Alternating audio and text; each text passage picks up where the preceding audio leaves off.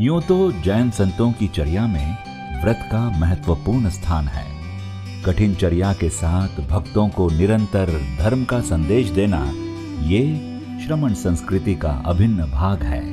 इसी श्रृंखला में भारत गौरव साधना महोदधि अंतर्मना आचार्य श्री 108 प्रसन्न सागर जी महाराज, जो कि जैन धर्म के प्रति समर्पण, चर्या और व्रतों के माध्यम से निरंतर इतिहास की रचना कर रहे हैं।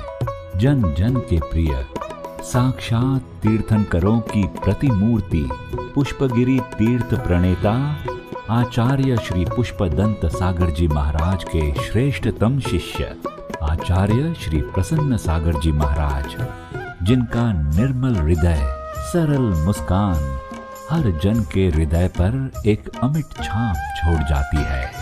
23 जुलाई 1970 का वो दिन जब छतरपुर के बुंदेलखंड में पिता श्री अभय कुमार और माता श्रीमती शोभा देवी के घर जन्मा एक ऐसा बालक जिसके मन में बचपन से ही समाज के उत्थान की चाह थी। उस असाधारण बालक का नाम था दिलीप, जो वर्तमान में प्रभु महावीर के बताए मार्ग का अनुसरण कर रहे हैं, जिनके रोम रोम में प्रभु महावीर वास करते हैं। 21 जनवरी सन 1986 को दिलीप स्वयं के साथ साथ जग का कल्याण करने के लिए घर परिवार सांसारिक मोह माया को तज कर मोक्ष मार्ग अर्थात मुक्ति के मार्ग पर अग्रसर हो गए और इसके उपरांत तपस्वी सम्राट आचार्य श्री सन्मति सागर जी महाराज के संघस्थ रहकर 12 अप्रैल 1986 को ब्रह्मचर्य व्रत को धारण किया। कहते हैं ना, जब एक तपस्वी प्रभु को पाने की चाह और समाज कल्याण की भावना से अपने पथ पर आगे बढ़ता है तो फिर वो पीछे नहीं मुड़ता है।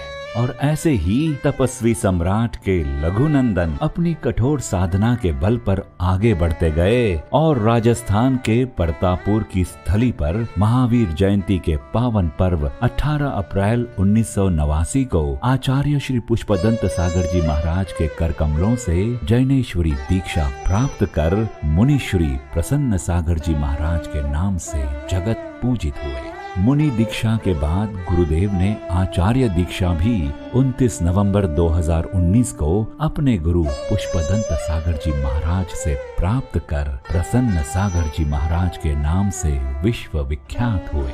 आचार्य श्री 108 प्रसन्न सागर जी महाराज, जिन्होंने कई दिनों और महीनों तक मौन व्रत, सिंह निष्क्रीडित व्रतों का पालन कर अपनी उत्कृष्ट साधना को प्रस्तुत किया।